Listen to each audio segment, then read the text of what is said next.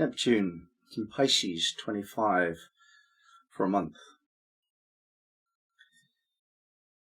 The importance of rooting out corruption is studied here.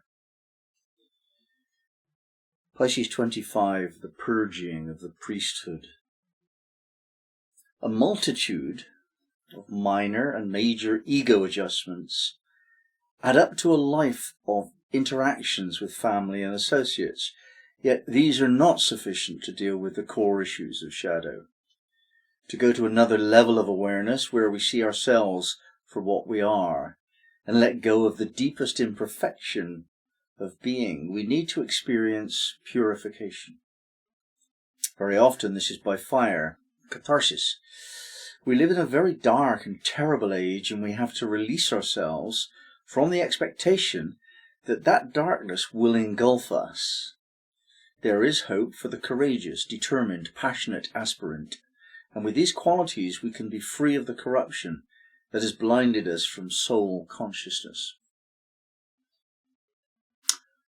We're all corrupt, and instead of dealing with that, we project that, and we say the government is corrupt, or this businessman is corrupt, or conspiracies exist, and we put it all out there so that we don't deal with what we need to deal with, and most assuredly we will have to deal with, and we will deal with at some point, although not necessarily in this particular lifetime, but it must happen.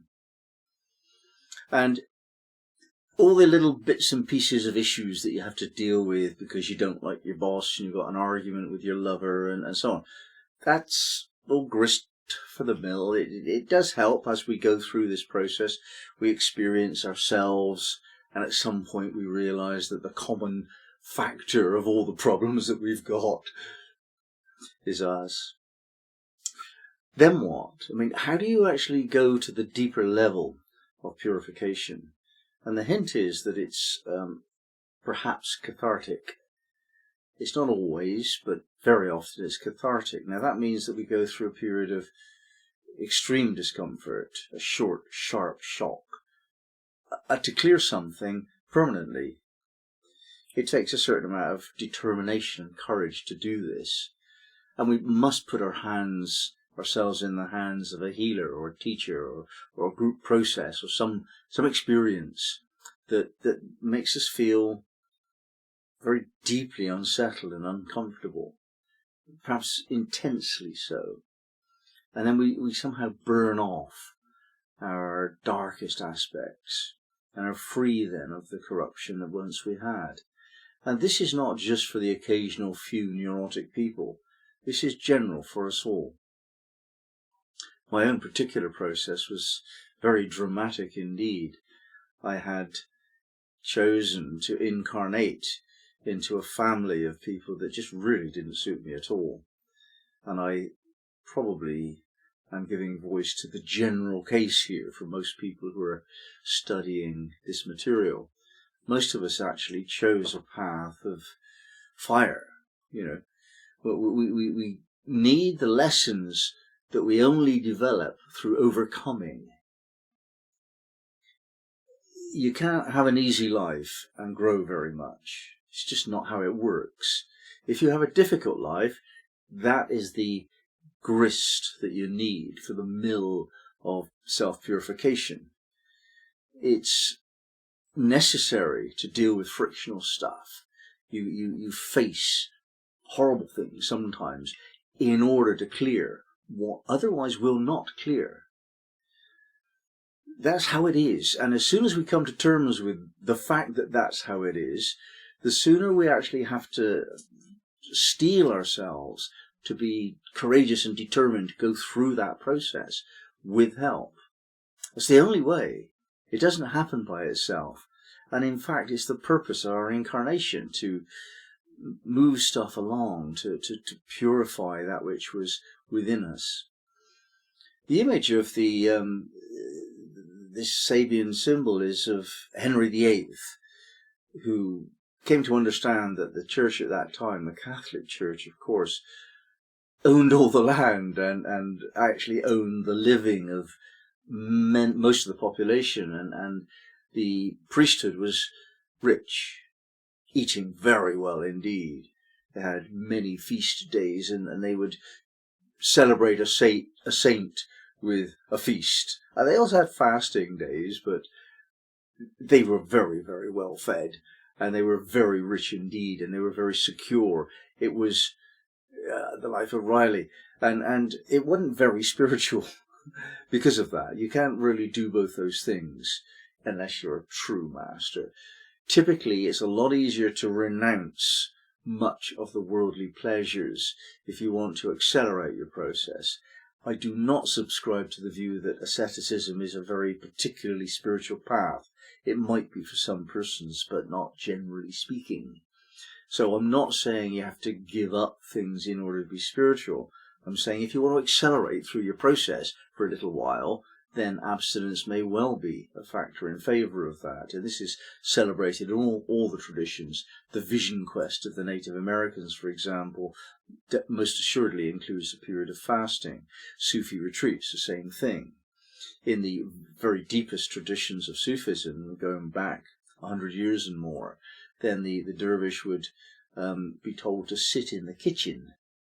In their little, I saw the little cubby hole when I was in Istanbul once, and they build this cubby hole in the kitchen so that the dervish on retreat can see all that's going on, the amount of work that goes on to create food for the monastery, and not be tempted by the smells and the look of it all.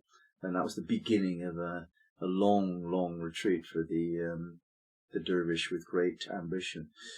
So the whole thing of denying yourself stuff in order to deepen your process is tried and tested over the centuries. If then, after having cleared your neurotic habits, you allow yourself to unfold into a spiritual dimension, you'll see why you did that. It's not as though you only gain the benefit of not having that painful gut feeling of fear or despair or whatever that you've been carrying all your life. It's not only that, it's that when that is released through catharsis or whatever, that space is filled with light. That feels great. And we understand that we need to root out the corruption in ourselves only when we've received enough training to take full responsibility for who we are. And that's a rare event in itself. Ridding yourself of negative thought. That's a tricky one as well. What I do is, if I notice myself thinking something which is not helpful, anything to do with blame or guilt or fear or judgment against other people or anything that's just not a proper spiritual approach to life, I say a little prayer quickly. So if a thought pops into my head, I counteract it with a prayer. So, oh, I don't like that, what he's just done. Bismillah, I say. And I just train myself to get rid of negative thought. That's not by any means easy or quick. That's a lifetime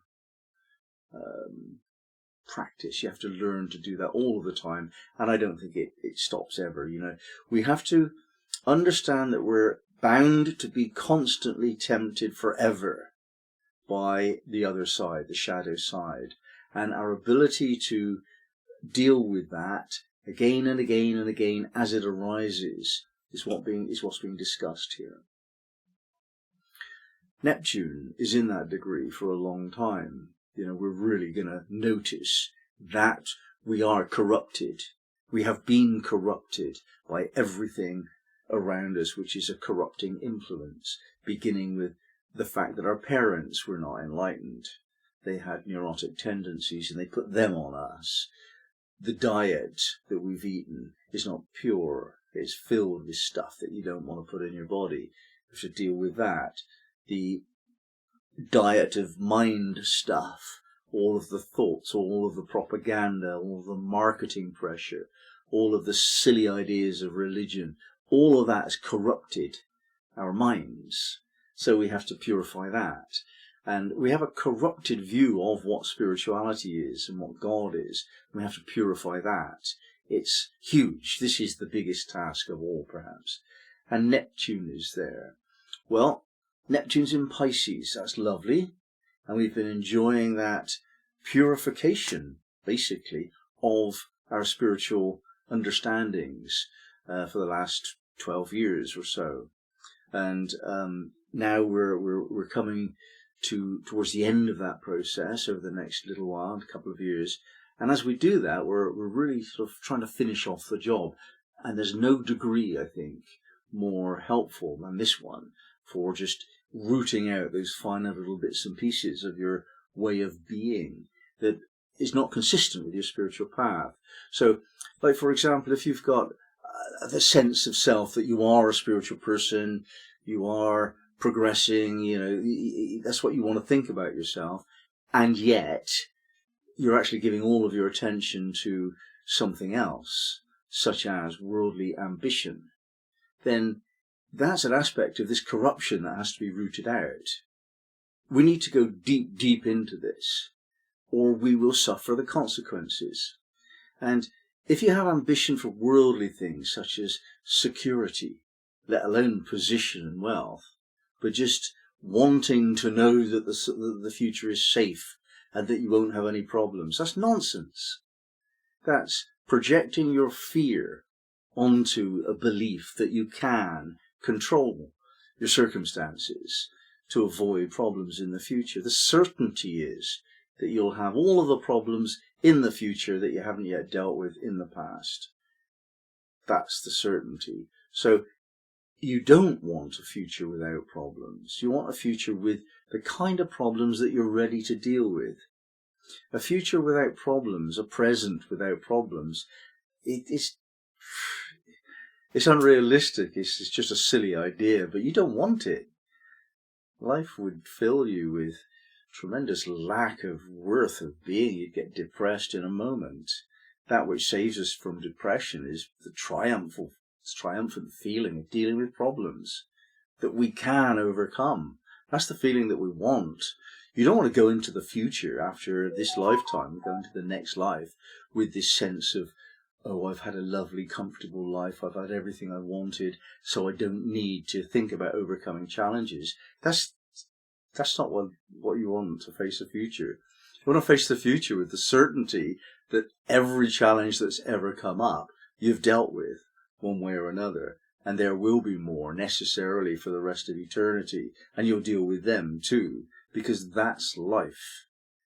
Dealing with things. If you're not dealing with things, then you're being taken care of. And that's not what you want. You want to be able to deal with things, so you have to practice dealing with things. And Neptune is saying, well, deal with them in a Neptunian way. That means being creative, looking for a way forward, being compassionate towards the person who you think is carrying the problem to you. Just working out how to do it in a way that hasn't been dreamt up before. Neptune is essentially about creativity. It's essentially about giving meaning to your life by creating a meaning.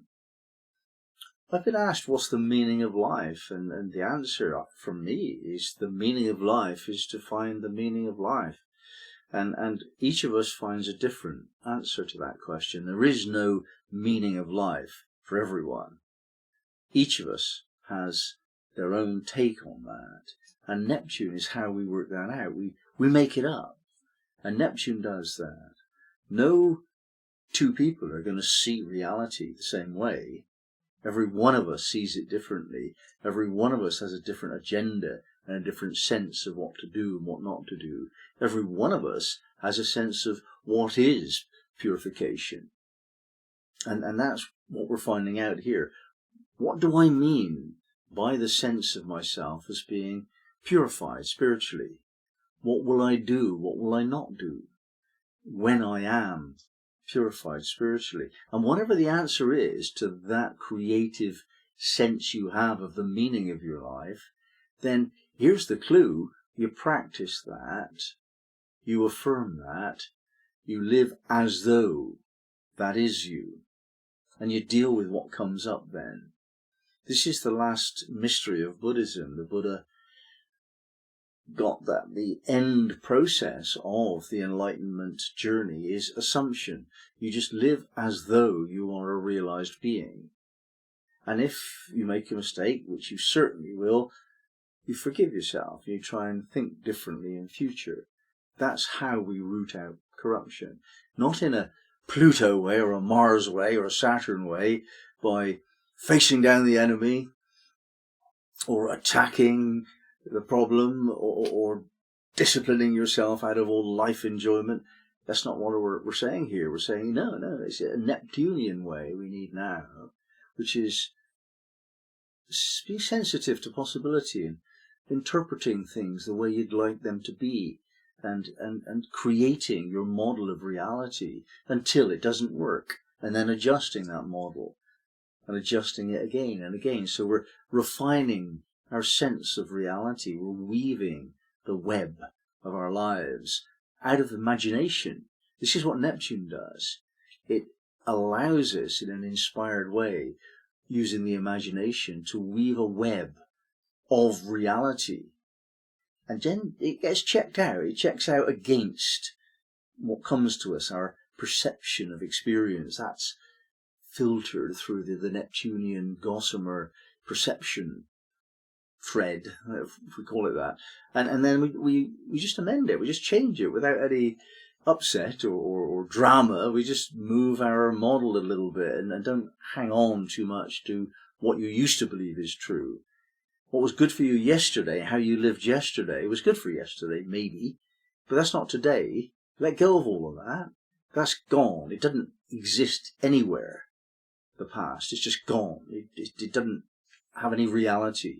Right now, make up a model for what works for you today, right now, and let that be an inspired, creative act.